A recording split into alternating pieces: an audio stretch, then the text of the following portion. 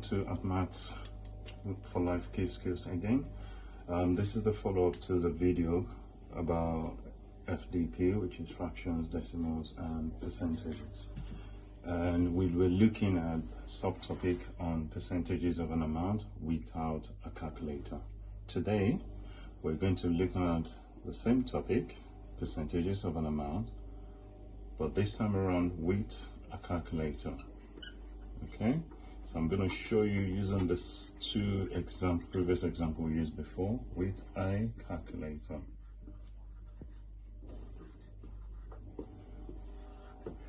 So our first example, according to our last video, was to calculate 15% of £2,000. When we're using a calculator on this, we're going to have a number next to the percentage, which is 15. Percentages in number stands for 100, so 15% out of 100, so it'll be over 100. This, as a fraction, means the same thing as 15 divided by 100, which will give us 0.15. Okay, this particular equation here, which is how to divide by tens, hundred and thousand, is something I'm still going to look at very well. It's a very important key skill for anyone. If you just want to learn something basic for yourself in order to be able to teach someone, or just for your own knowledge or acquire a bit more knowledge, I'm still going to be looking at doing some equations on this, so look out for that video in the future.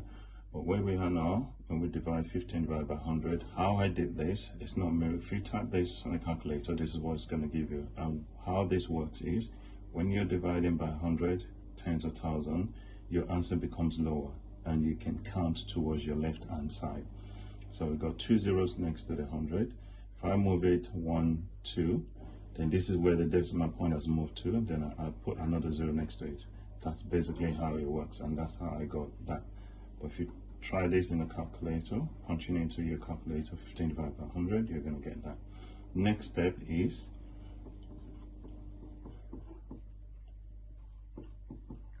so we need to multiply 0.15 times 2,000. Okay, 0.15 times 2,000. If we look at this again, we've got 3 zeros next to that. Basically, if we're going to move and multiplying by zeros, the number becomes bigger, the answer becomes bigger, and it moves towards the right hand side. Okay, so we've got 15 times 2. If we try this in a calculator, it's going to give us 30, and the movement of the 0 is just 1, 2, 3. So adding another 0 to that, that will be the extra 0 needed here to make this answer £300.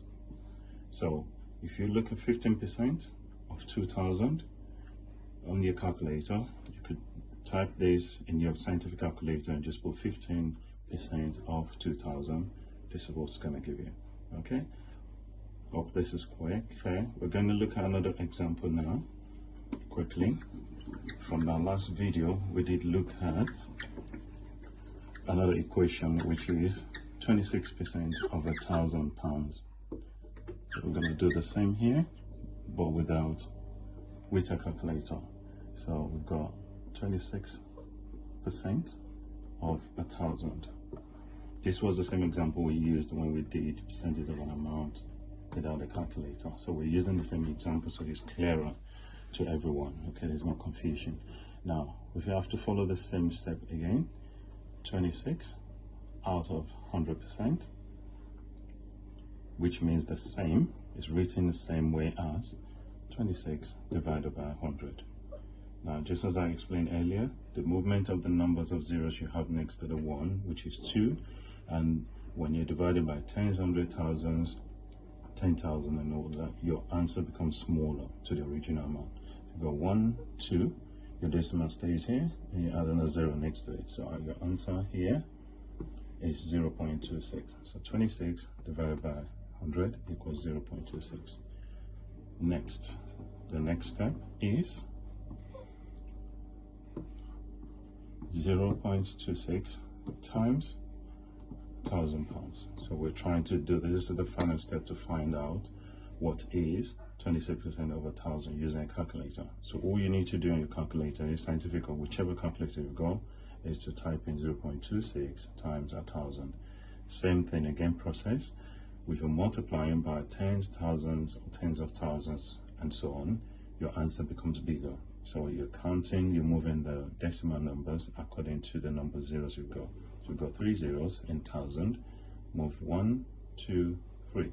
Because there's no other number here, so we'll automatically include that 0 there. So your answer here will be £260.